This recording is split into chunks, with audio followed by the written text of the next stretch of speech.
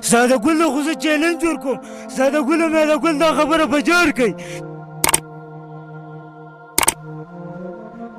دغه امن پارک کې شاهي کې موجود یو میدا ګل سره موجود دی ډېر زبردست ډایلاګ کوي څه به ویل غواړي زموږ دغه کتونکو ته څه ډایلاګ به کوي نو کتونکو ته خو زه وایم چې تاسو راشئ وګورئ موږ په شاهي کې څونه ښایسته ښایسته رنګونه وکړه هم ستاسو دپاره هم دا خوارانې وکړې نو تاسو ته موږ ویلکم ویو ویلکم ټو امن شاهي پارک ساده ګل ته به څه وایي ساده ګل خو زه چیلنج ورکوم ساده ګل ماده ګل دا خبره په جار کوي چې ته راشي شاهي کې ته وګوره چې موږ ستاسو دپاره څونه خوشحالۍ جوړې کړي دي او تاسو بیا هم نه راځئ مختلف خلک دا ویډیو ګوري په پاکستان کې دي پښتانه دي په بهر ملکونو کې دي هغه ورسیز ته او دغه ټورسټو ته څه پیغام ورکوي زه د دې ټولو دپاره د اختر مبارکي وایم او بیا دا وایم چې موږ ته زړه ته اخلاص دعاګانې وکړي چې موږ دا ځلې په شاهي کې او په دې پارک کې انشاءالله د خپل زړه د خوشحالۍ د بړاس په یو ځای وباسو ولې چې غټ اختر هم دی که نه چا ته خو پټه نه ده دا راته ووایه چې اختر را روان دی رنګونه دې پوره کړي دي که ناسې نه چې ټورسټ او سیلګري راشي او بیا دلته کې رنګ نه وي پوره نو بیا به صحیح نه نه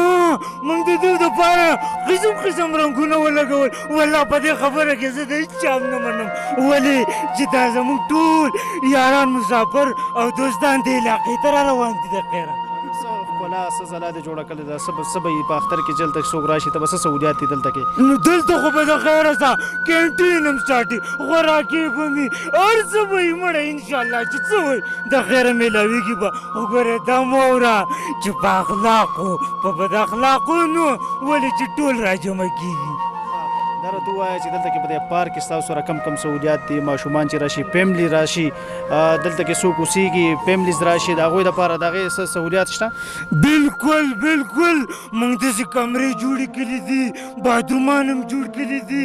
موی جومات هم جوړ کړی دی کرسۍ ټیبلې رنګونه چمنونه مړه چې څه هم یادوي که نه انشاءالله چې دا به ورته میلاویږي او چې څوک شپه کوي نو د شپې سهولت د شپې کانا پینا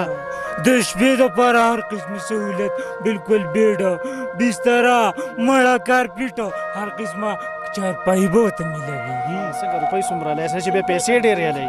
په داسې تسلۍ باندې چې د دې دپاره بالکل خصوصي همداسې هم نه چې اختر دی او بس مړه لګېدلې دي او لګي به نه نه بیا به هم یو ځل راځي او بیا به هم څنګه مېلمستیا به د خلکو څنګه وایي نه چې بیا مېلمانه خفه شي تا دغه